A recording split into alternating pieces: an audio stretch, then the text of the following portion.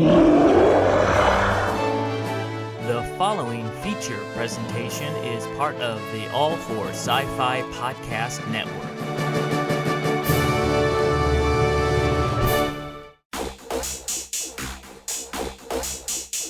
I'm sorry, Dave.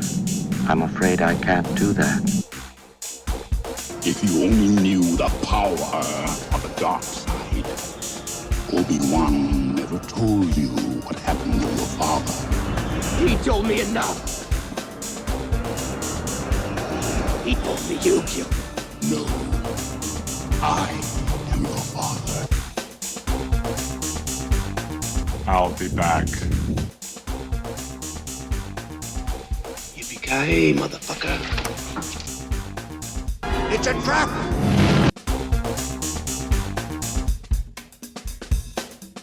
The needs of the many outweigh The needs of the few. for the one. Do or do not. There is no try.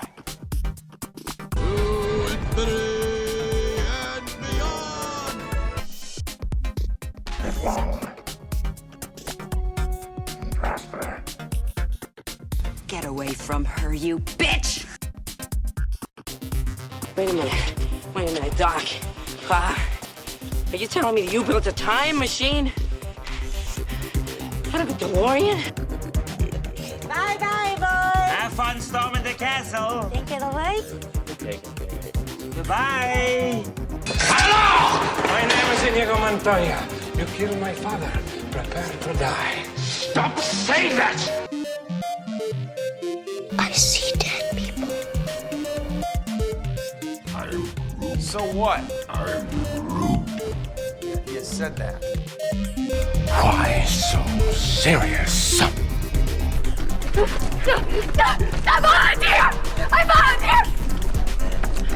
I volunteer as tribute. What I do is not up to you. Chewie. We're home. I'm one with the Force, the Force is with me. I'm one with the Force, and the Force is with me. I'm one with the Force, and the Force is with me. Welcome to AllForSciFi. I'm your host, Eric Walker. Over the next hour or so, we're going to cover everything from sci-fi movies, hitting theaters, to television shows, and even streaming like Netflix and Amazon Prime. We're your one-stop shop for all things sci-fi. We're going to give you what you want, what you need, and hopefully fulfill your wants and your desires and, well, I don't know about that last part, but we got you covered. So be sure to tune in as we go over all the latest releases, and we talk about also what's in the works, including rumors and more. Here's a sneak peek of what's on today's show. God, seems like 1,000 years ago. I fought my way out of that cave. Became Iron Man. Realized I loved you. I know I said no more surprises, but I was really hoping to pull off one last one. The world has changed. None of us can go back.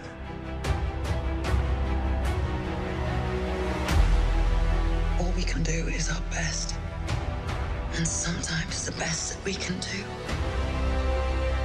is to start over.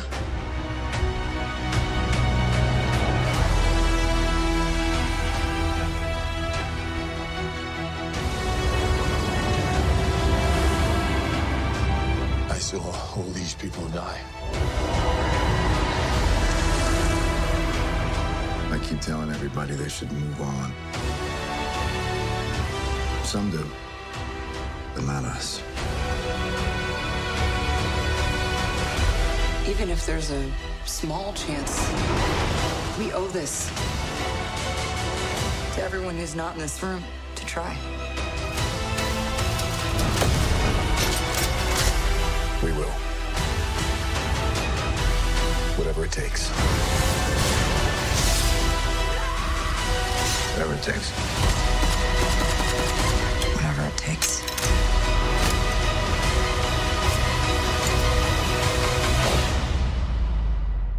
takes.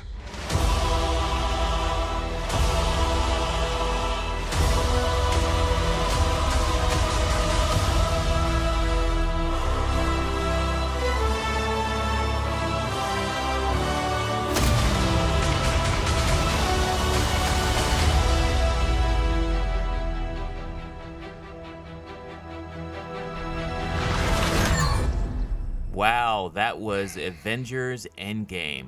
So everybody say hello to my my good friend and co-host Captain Rickster. Hello, everybody. Okay, and this week on this week's show, we're going to talk about a little-known movie. Some of you might have heard about it. It's a movie that's a little bit long, I hear. What's it called? It has something to do with what we were just talking about, Marvel.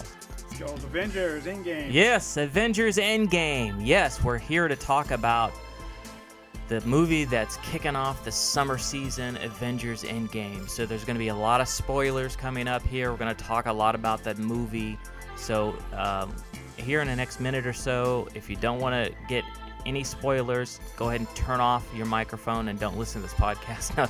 No, please listen to the podcast. That's true. Definitely listen to it. I don't want to say that right at the beginning. That's silly. Also, later in the show, we're going to talk about television shows that are sci-fi out as well. There's a lot going on in television on the sci-fi field, from Star Trek Discovery, which just finished their second season, to Game of Thrones, which just started their last seasons. Also, The Orville. There's a lot going on television, so be sure to listen to the segment about the television shows coming up here shortly. Yeah, remember, all the Marvel are not on Netflix anymore. Now they're on Hulu. Oh, I did not know that. When did that happen? It happened this year. Okay. Starting in January. Okay. Well, I think at the end of this year in November, the Disney Plus streaming service is going to start, and I think they're going to probably pull everything off of everywhere. That's what I'm heard. When that happens. So let's the cat's out of the bag. We're here today to talk about the start of the movie season, summer movie season, and we have a very big movie that just came out a day ago, Avengers Endgame. All I have to say is wow. Oh no, it's more than wow. It's awesome. That movie. It's just so emotional on so many different levels. Oh boy, is it ever. And it didn't feel like it was 3 hours long. I didn't think that I was there for 3 hours. I wasn't. No, it was so you were really into it in your seat. You were sitting there, you were really into the movie, and you wanted to. It's like a page turner. You wanted to keep on seeing the movie because you never know what's going to happen. Yeah, you definitely were on the edge of your seat, especially that last hour. You kind of didn't know which way it was going to go. And the good news was I didn't have to take a bathroom break. Yeah, I know. Huh? I know. I noticed online everybody was talking about what's the best time to go take a potty break. After the movie's over with. Well, yeah, I mean that's true. I mean the movie was good from beginning to end. What you were doing, Marvel. I mean, I don't think anybody could copy what you're doing, but it's just it's magical. This has hands down is probably the best movie I've seen in a decade, no kidding. I'm talking about at least a decade. Oh, at least, yes. I have not seen a movie this good probably since the first Iron Man came out. That's how good Avengers Endgame is. I would say the first Black Panther came out. That's probably been the second. Now Endgame's is the first best. Now the second best was Black Panther. Okay, you like the Black Panther. Okay. Oh, yeah. I like the. You know what? Black Panther is way up there on my list as well. I wouldn't necessarily put it that high up. It probably is in the top 4. No, I got the top 2 right now. Okay, fair enough. What happened in this movie, just the whole way they put it together, was just very magical. The music by Alan Silvestri, of course I'm going to bring that up since I do music. The music was great, the action was great, the little comic bits was great. Yeah, most definitely. There's actually some funny parts in it. There's also a few sad parts in it too. It had its moments. Spoiler alert coming right now, so turn it off or mute it. When Tony Stark died, that was a very emotional part. Most definitely. That was definitely an emotional part. Yeah, when Iron Man died. And what surprised me was it got so quiet in the theater, you could hear a pin drop. I'd never heard a theater that quiet before. I don't know if you noticed that. Yes, I did. And I actually heard a lot of sniffling going on. So there were a lot of people in the theater just crying out loud. Oh yeah, especially the lady next to me. Yeah, I had not experienced that in a movie before. Not that openly. It was just a very emotional movie on many different levels. And Robert Downey Jr., you did a great job. Yes, he did. It's always a pleasure to say that I played Robert Downey Jr.'s brother. I don't know if you know this, Rick, but I was his little brother in Less Than Zero. That's right. I remember. Not here. How about here? We talked about this. One, I forgot. Refresh my memory. You can't stay here. Live your life any way you want, but not here. Just give me a second. You're his father and I'm his son. I'm your son who's sleeping. Yeah. Get out. I'll call the police.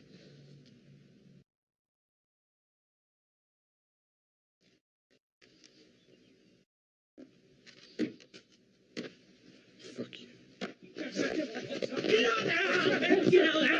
No! Ignore.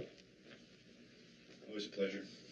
So, and you did a great job, and way to go, big bro. We're here talking more about Avengers Endgame, and it just, it had just the right amount of twists involved in it, and one of my favorite scenes was when Thanos was talking about what he wanted to do to Earth. He brought, through that time travel gate, he brought back all those nasty looking aliens and stuff like that to wreak havoc, and then suddenly all these portals started opening, and then almost every single Avenger that you could think of, everybody that's worked on every team and every episode, the whole Marvel universe was there to fight Thanos, and it was like, hell yeah, bring it on. And they went there with the action, though. They spared no expense in this movie.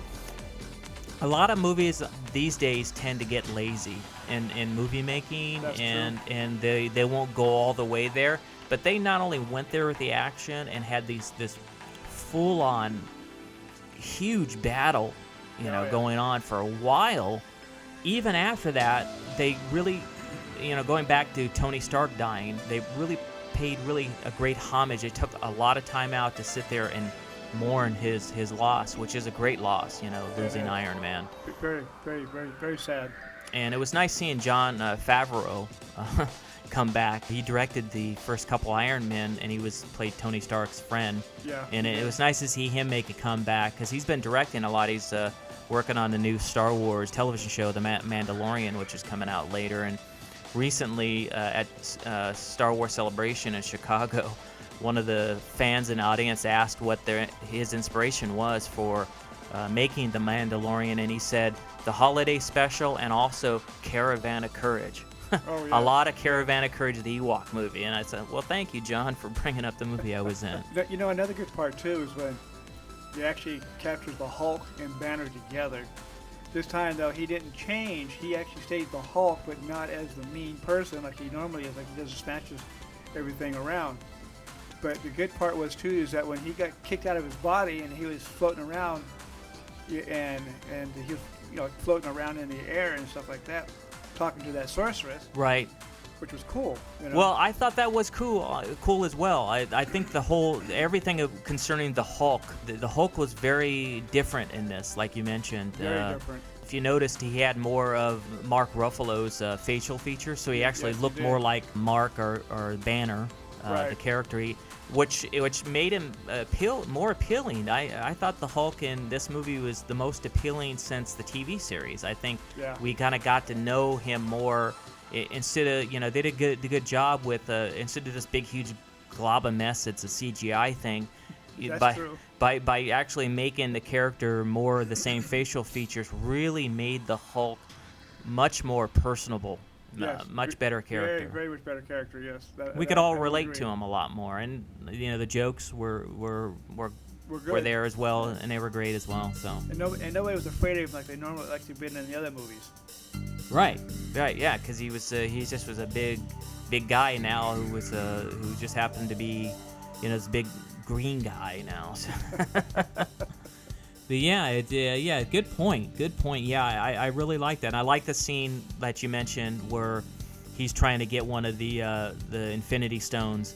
The sorceress knocks him out of his body. Yeah. That was great. That was nice interaction. And he had to convince her why she should get the Infinity Stone. Yeah, why'd you give it up? Yeah, right. I know. Again, Avengers Endgame was just spectacular. It's going to make $1 billion this weekend. Oh, of course. Not even wait a week. And it deserves every dime that it gets. It really I can't wait to go see it again. Yeah, me too. I've seen it once. I think it needs to be viewed a second time. I'm Or not trying to put... Or even a third time. A third time, yeah. Hey, I'm sure Disney is happy to hear that, and so is Marvel. The movie is just so amazing on so many levels. Like, when they did the time jump, they had to, improvise and go to a different time. Just Captain America and Iron Man. And during that point, Robert Downey Jr., Iron Man, got to see his father, which I thought was awesome. Yeah, that was really awesome, yes. Captain America, at that point, got to see his love, Agent Carter, which was great.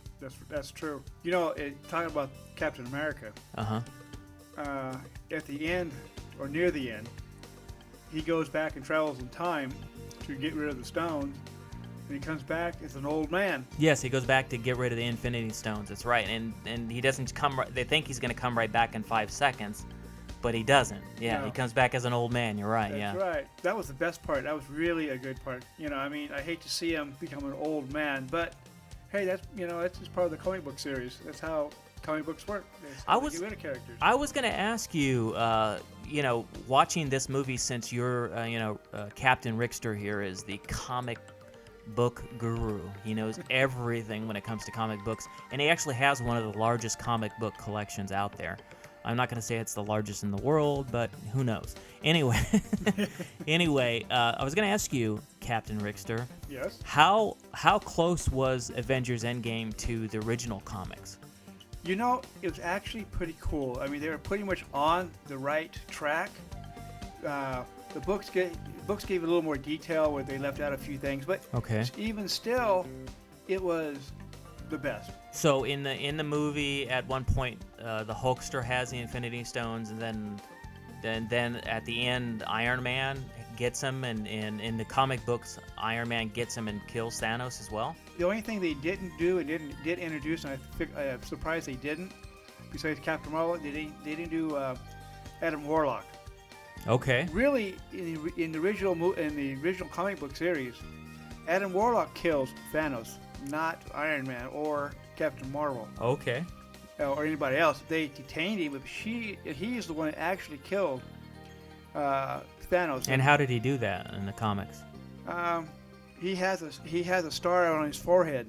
Okay. And that's what killed him. Instead of putting the glove back together like they did originally and snapping their fingers and he goes away, actually it was Captain Adam Warlock who actually had the stone in his head, and he used the beam to actually make Thanos disappear. Okay, so they did change it then.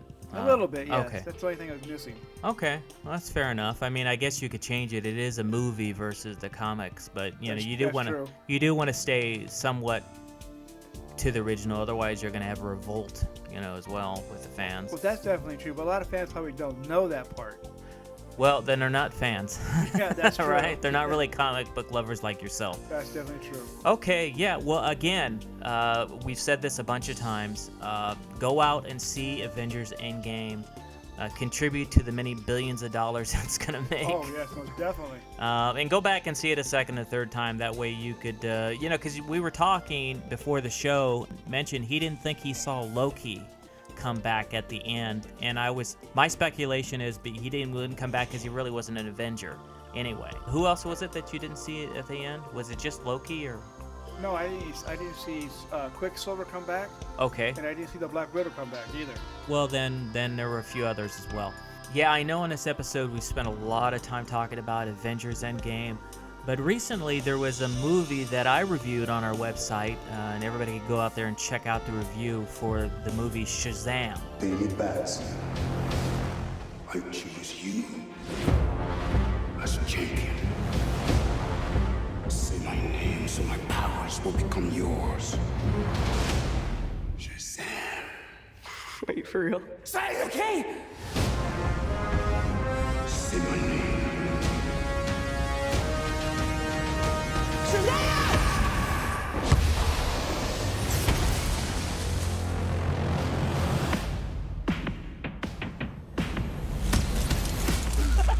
That's crazy, right? What are your superpowers? Superpowers, dude? I don't even know how to pee in this thing. This is proof of authenticity. Super strength. Electricity manipulation. Hyperspeed. I'd like to purchase some of your finest beer, please.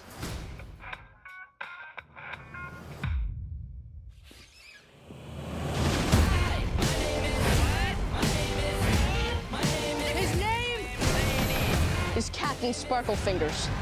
No, it's not. That's not my name. Chosen one. Oh, you're like a bad guy, right? You literally did the opposite of what a superhero is supposed to do. You're him. You're the hero. You're welcome for not getting robbed. I'm Batman. Get him back in! How old are you? Basically 15.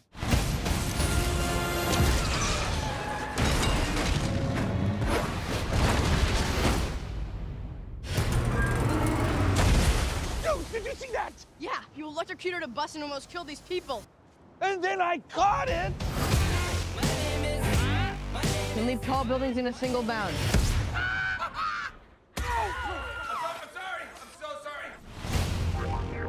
Welcome to Universal Delight, a place where all your dreams and fantasies come true. Oh, that was a good movie. Yeah, so I recently did a review on it, so go check out under News and Updates on our website. Click on News and Updates and check out the review for Shazam.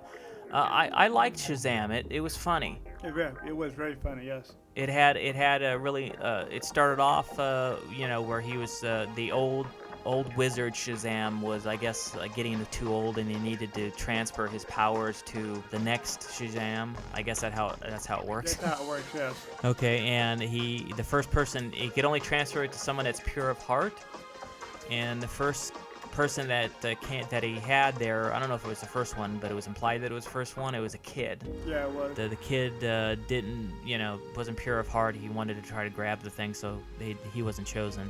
Yep, another good thing about that was too is that when he could actually change back to a kid into an adult, and that was kind of amazing too, on that part. Oh, okay, yeah. When he says the word Shazam, he changes back to when he was a kid.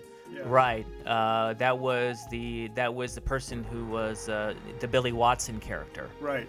In the movie, yeah. And well, the best part though is that too he shared his powers with his friends, and they all became.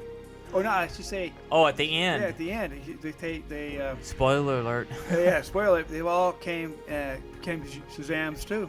Shazam, to me, I thought it was a fun-filled movie. It had a lot of laughs. That's true. Had solid performances by Zachary Levi. He did a great job as Shazam. Yes, he did. Astor Angel did a good job as Billy Watson. Also, Mark Strong is in it. He played Dr. Savannah, right. Who was the boy in the beginning who didn't have a pure heart, but grew up and was he spent his entire life trying to find the old wizard Shazam. That's true. But that character played by Mark Strong, he did a great job as well. It's filled with a lot. I caught some Easter eggs in that movie, and homages to other movies. I don't know if you noticed that. Like when they were in the toy store, they walked across the piano and they started playing on that floor piano. Yeah, and that kind of reminded me of the movie Big. Remember the movie Big with Tom Hanks? Big, yeah. So I think that they did some that aren't as obvious, but to me, I picked up on it. I don't know if you guys did as well. Some of the dolls too. Remember some of the dolls that he walked past wasn't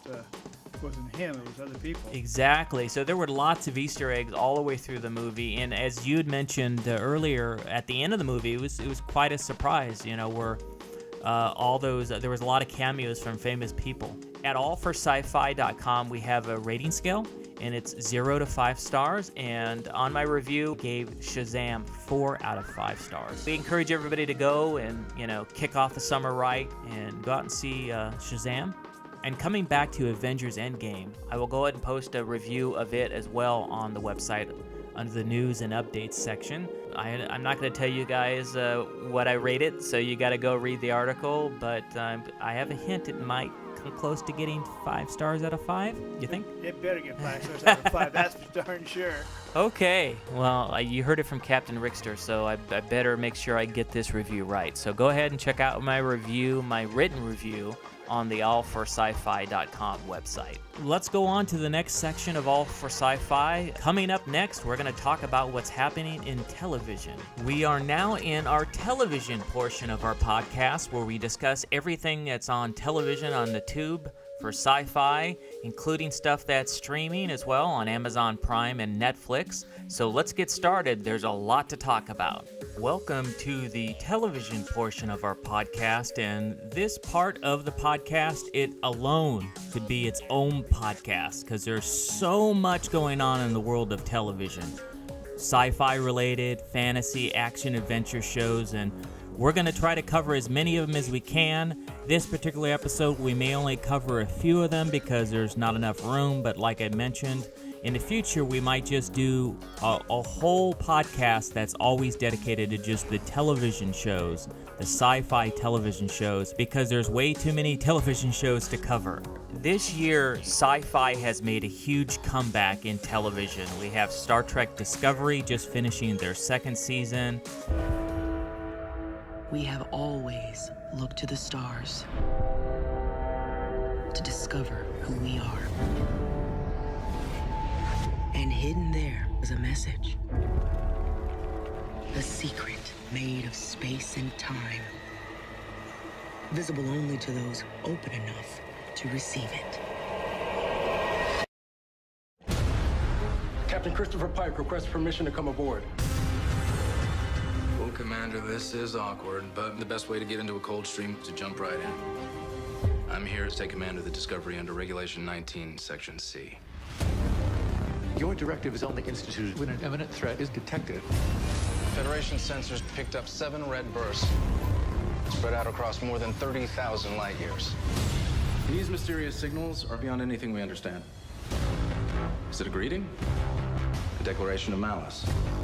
Let's find out. Aye, sir.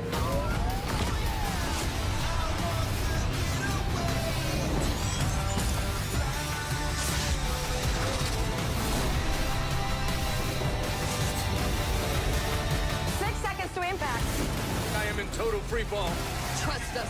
Discovery has you. Right, ladies? Yeah, absolutely. Oh, dear.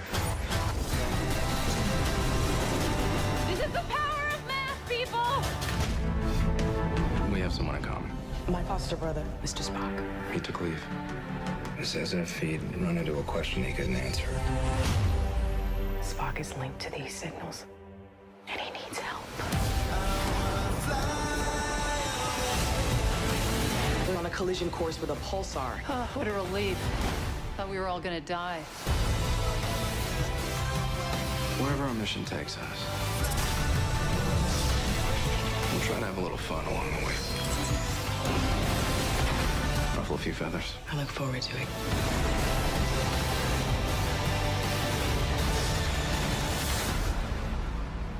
Hit it.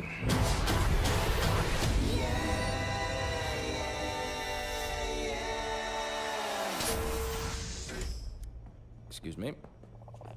Excuse me. Excuse me. Excuse me. Linus, you okay? You look a little... Yes, I hear it's going around.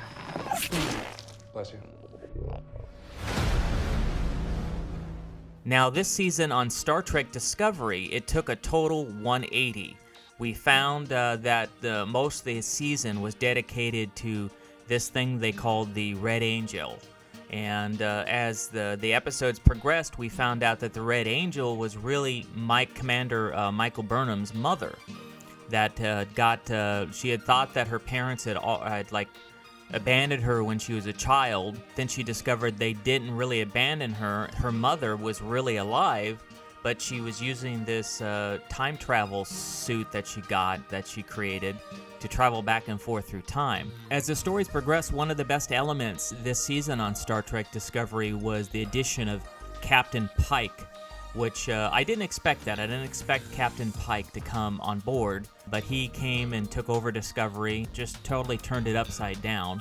Also, Spock finally makes an appearance. He doesn't do it right away, but Spock makes an appearance, and he looks a little bit different. He has a beard, which had fandoms freaking out, Star Trek fandom. Speaking of that, Star Trek fandom has been freaking out about the way the Klingons look since last season, but they're starting to grow on me. They weren't the main focal part of this season, which was fine, and they just had them in it a little bit, but the Klingons, even their look is starting to grow on me, so I'm enjoying that. One of the things I love about Star Trek Discovery is the acting. Coming from the point of view of myself being an actor as a child, the acting is incredible in this movie, much better than, and no, please, nobody send me nasty comments or don't strike me down, but the acting in Star Trek Discovery, in my opinion, is way better than the original Star Trek. Aside from a few characters, I did enjoy Spock. Leonard Nimoy is a great actor, and a few of the other characters, but there's not a bunch of overacting going on, like had happened with, Captain Kirk. So the acting in particular is very well done in Star Trek Discovery. I think that Anson Mount makes a perfect Captain Pike. He's just doing a wonderful job. And also Ethan Peck is doing a good job as Spock. It took a little while for me to get used to the beard.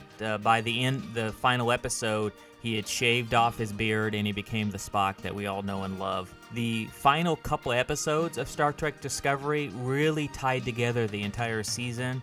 Especially, Such Sweet Sorrow, Part 1 and 2 is just wonderful. The way it was so good they had to make 2 episodes. Also wanted to make mention that one of my favorite characters on Star Trek Discovery is Saru. I think that Doug Jones is doing a wonderful job playing that character, and the character just grows on me. Kind of reminds me of Data a little bit. I mean, Saru is not an android, but he is that new character that just, has everybody's imagination going, and we love him, like Data. So Doug Jones is doing a wonderful job as Saru. Another funny, quirky character is Tilly. I think that Mary Wiseman is doing a really wonderful playing that Tilly character. And of course, the show would be nothing without Commander Michael Burnham, who is played by Sonequa Martin Green. Wonderful character, strong female presence, and I'm really loving how on even Star Trek Discovery, they're showing a lot of strong female characters, and it's really wonderful to see. One of my favorite shows on network television is The Orville. Get us out of here now.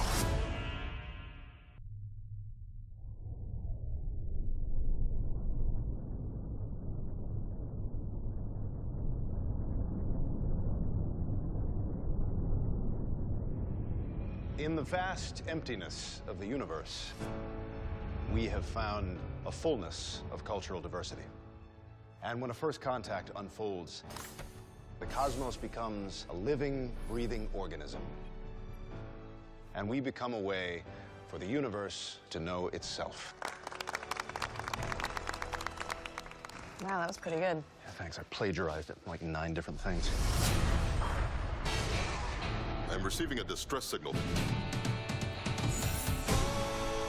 Check Union records for any previous contact with that star system.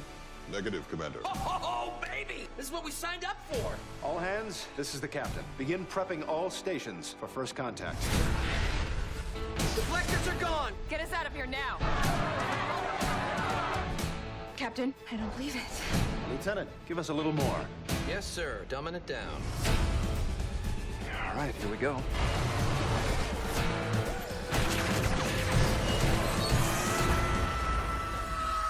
Man, this is bitchin'. Look at that. We'll come back. You have my word. Fortis, I thought it might be fun to do, like, a joint party. Is this an order? No. Then I do not wish to have a joint party. Why not? I prefer my birthday to be my day. He's afraid he's gonna get less stuff. I am not afraid. Gordon, take a shuttle and find the captain. Aye, Commander. Don't do this. Let's go. We are not your prisoners. We have 24 hours. All I ever wanted was for you to be proud of me. Boom! I am capable of causing you great pain, Captain. The planet's breakup is accelerating. Hope this works. It'll work. I think it'll work. Take a message back to your people. Sweetness. On behalf of the Planetary Union, welcome to the galaxy. The wonderful Seth MacFarlane. And Seth, you're doing a wonderful job. You're also employing my childhood friend, Scott Grimes, so it's good to see him still out there getting work. Scott and I grew up in the industry together, and we were friends when we were children. And Scott, I love what you're doing with your character on the show. This season on the Orville, there's a lot of twists and turns, and the last couple of episodes have been my favorite so far. The tomorrow and tomorrow episode is fabulous, and they're experimenting with time travel. When I think of the Orville, I think of Star Trek, but in a funnier tone, because it has, Seth MacFarlane from The Family Guy. Of course, there's a lot going on in the DC universe, too much to mention right here, but their shows are all fabulous. The 100 just came back, started their 7th season. They've been around for quite a while, and their shows just keep getting better and better. This season, they're not on Earth. They were put into hibernation, and we found out that one of the main characters saved them. They stayed awake, and they pointed them towards a different Earth. They pointed them towards the closest habitable world to Earth. So now they've just woken up, and they have to go down to see if the new Earth has breathable air and make sure there's nobody hostile there. So this season is off to a great start.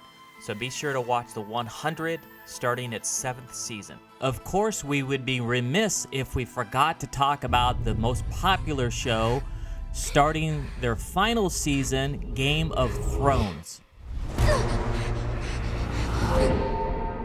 I know death. He's got many faces. I look forward to seeing this one.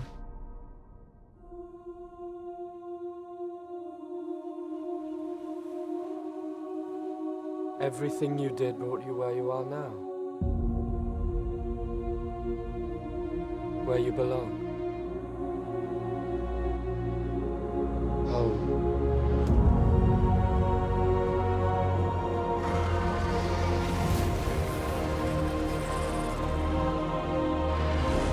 They're coming. Our enemy doesn't tire. Doesn't stop. Doesn't feel.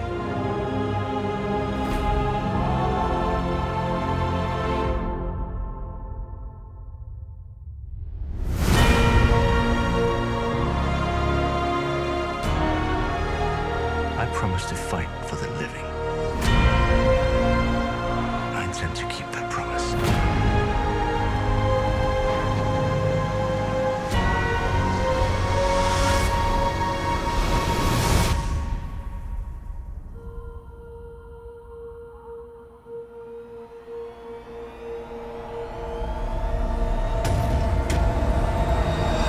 Now, Season 8 picks up with them in Winterfell, and winter definitely is coming. The Night King has definitely got all the dead, the Night Walkers ready to attack them and take over and make night forever. And yes, my last name is Walker, but no, I'm not a Night Walker. Yeah, real funny, guys.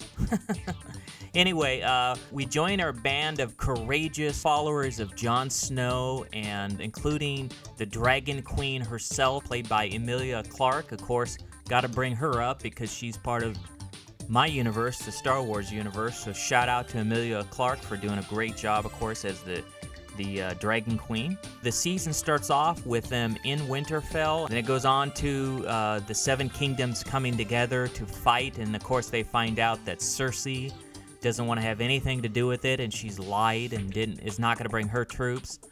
So they have to deal with that.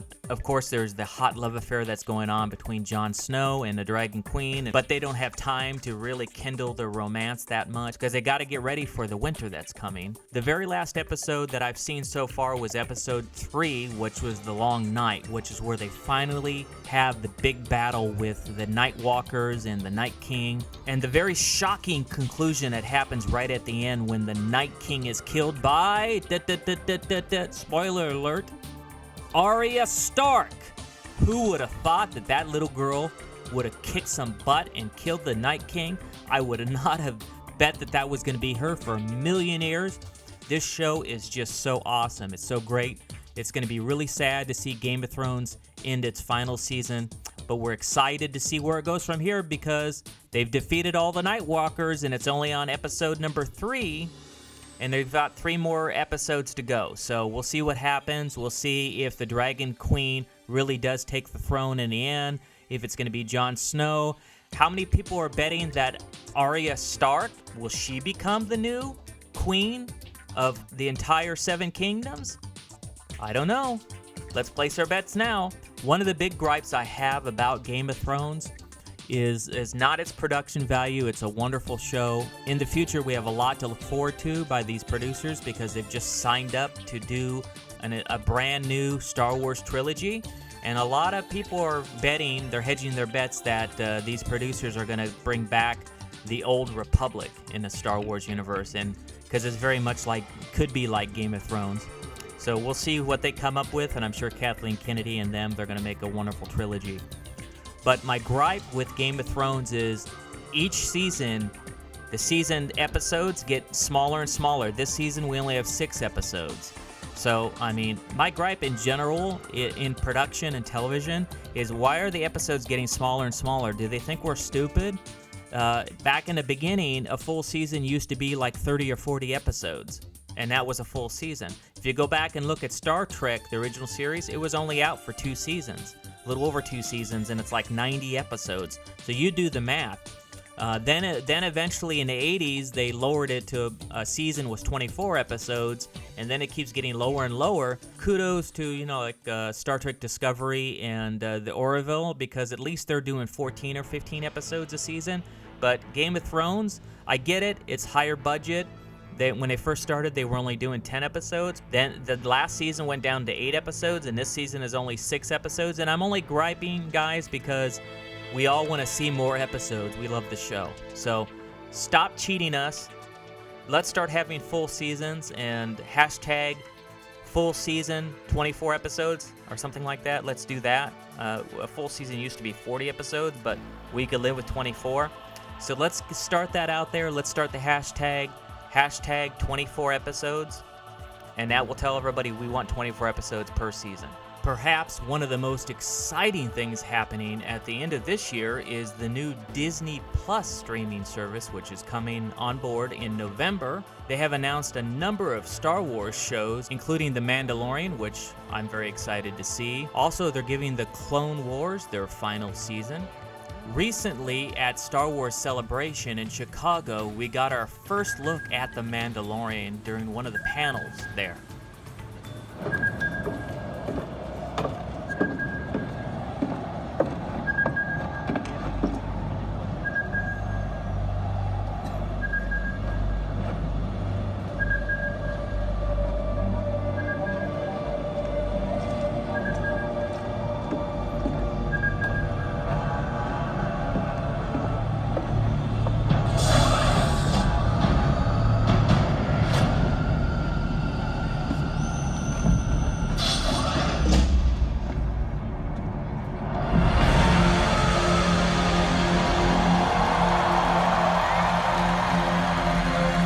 What we're bringing to the screen for the first time is the live-action Star Wars series.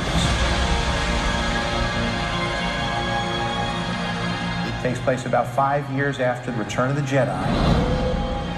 The series follows a Mandalorian This new character is a gunfighter, a bounty hunter, a citizen of the underworld on the outer reaches of the galaxy.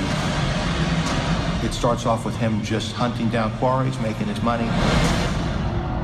This is a character you've never met before, in a period of time that you've never seen. There's just an aesthetic to The Mandalorian that is extremely powerful, mysterious. This armor that harkens to medieval knights. He's relatable. We're all kind of covered in our own armor. Here we are, day 3. Start a little bit back and then move into that position. In terms of the directors, I think John chose the team really, really well. Here we go! Obviously Dave, Bryce, Deborah, Rick, and then Taika. Different voices and personalities that each of the filmmakers were bringing to the table and wanted to bring that to the world of Star Wars. Everybody's point of view is sort of involved in the story.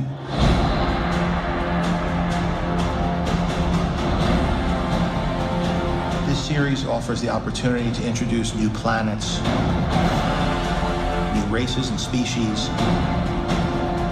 new starships. However, we wanted to feel completely connected and familiar.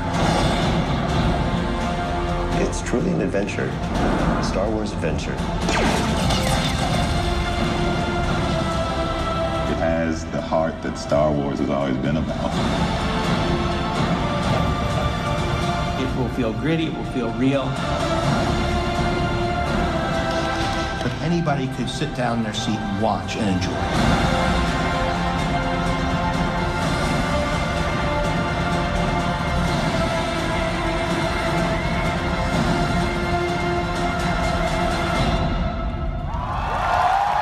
The show's producers are Jon Favreau and Dave Filoni. Of course, Dave Filoni being what a lot of people look as the future of Star Wars, like he's the second coming of George Lucas because he was taught by the master. Now, The Mandalorian's cast is Pedro Pascal as the Mandalorian, Carl Weathers, and also Gina Carano. The Mandalorian is like Star Wars meets the Wild West. It takes place with the Mandalorian, who is a bounty hunter that's for hire, and he goes on all these adventures to the Outer Rim and places way out there we haven't seen in the Star Wars universe, and he's a bounty hunter for hire. The Mandalorian looks like it's going to be a one-of-a-kind, fun, brand new, something out of the box Star Wars TV series, and I'm really excited to see what, of course, Jon Favreau and Dave Filoni have cooked up. So coming in November is The Mandalorian. One of the great things that Dave Filoni gets to do because of this Disney Plus streaming service is he gets to finish the Clone Wars. So we're all excited to see what he does with the final season of the Clone Wars, also coming on Disney Plus. The name's Rex, but you'll call me Captain or Sir. War does not come with a guarantee. No soldier gets the promise of safety. My designation is Trooper 27-5555, sir. We call him Fives. I'm Heavy. This is Echo. I'm Commander Cody, your new boss. Sir, yes, sir! Looks like we got ourselves a batch of shinies, Commander. Look around. We're one and the same. Same heart, same blood. Your training is in your blood. And my blood's boiling for a fight. So this is our home. Any idea what you've done? This is our war. This can't be good. We need to pull back. Get on the portals. If we can draw them out, we can see them. If we can see them, we can hit them.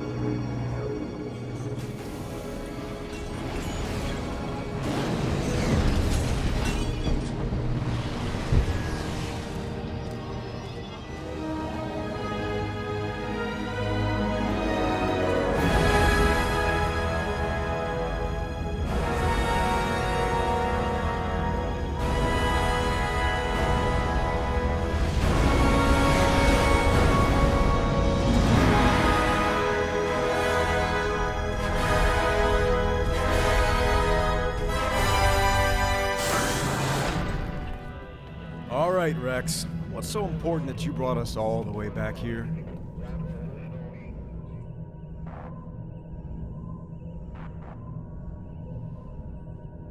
Hello, Master. It's been a while.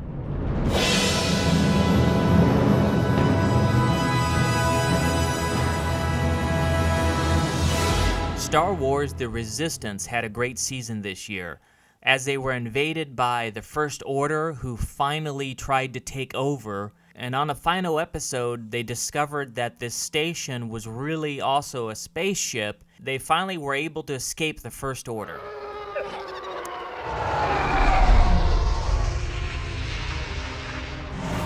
That is the 4th TIE fighter to arrive here this week.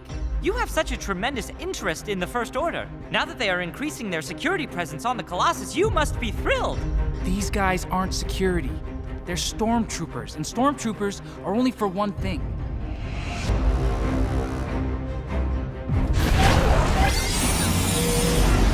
Looks like there was a system here, but there's no star. Those planetoids, what could have done that? Pirates, scramble the aces! You need troops to protect your station, not racers. First Order will provide all aerial security. All racers are officially grounded. Are you serious? We need a plan. They could be preparing for war. That's why they want this station.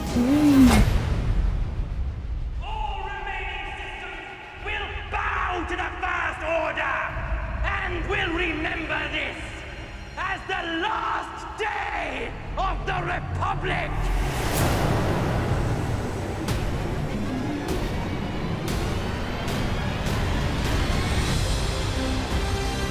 Let's blast some bucketheads!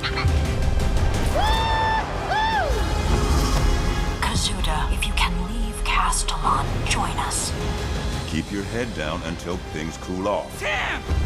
The First Order has a way of making people disappear. We are the Resistance now. And we're taking back the Colossus. Hit it, Cal! Hey, frowny faces! After her! Kaz, I'd fight alongside you any day. That is a truly amazing plan!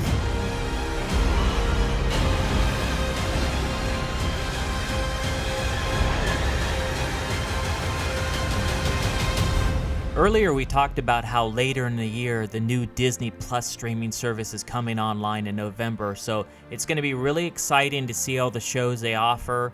And there's a lot of rumors going on the internet because on Netflix all the Marvel TV shows are all canceled, and but apparently some are saying Netflix has some sort of clause in their agreement saying that once they cancel a show, they can't bring it back on another service for at least a couple of years. So we don't know if those rumors are true or not. We hope they're not. We hope that Disney owns all the rights to those shows with Marvel, and they could bring back a lot of the shows so we don't want to see canceled, because we all loved a lot of the shows that were streaming on Netflix. Marvel was doing a great job with their television shows. Hopefully, we'll see all those shows that were canceled on Netflix show up on Disney Plus. So that's it for our television section. I know we tried to cover a lot of ground in a short period of time. As I mentioned, there's so much going on in the world of television when it comes to sci-fi, action, and fantasy adventure shows. So in the future, I'm probably going to dedicate an entire episode always to be about television because there's too much to talk about. And I know I'm leaving a lot of shows out, so don't complain. We'll try to continue to rotate it. Hopefully we'll also, like I mentioned, just do an entire episode that's always about television. Thank you everybody for joining us on our first episode of AllForSciFi.com. I hope you enjoyed the show. If any of our fans here that listen to the podcast have any suggestions or comments, be sure to leave them and send them to us by contacting us on our website, AllForSciFi.com. Go ahead and click on the About Us or Contact Us page and send us a quick note if you have any suggestions or any comments. We'd love to hear from you. Yes, we would. I'm your host, Eric Walker, saying goodbye for now, and remember to listen to Captain Rickster's new podcast coming soon, all about the comics. It's called Comic Mania.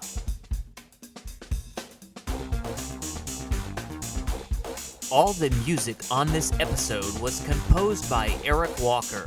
To learn more about Eric's music, please go to ericwalkermusic.com.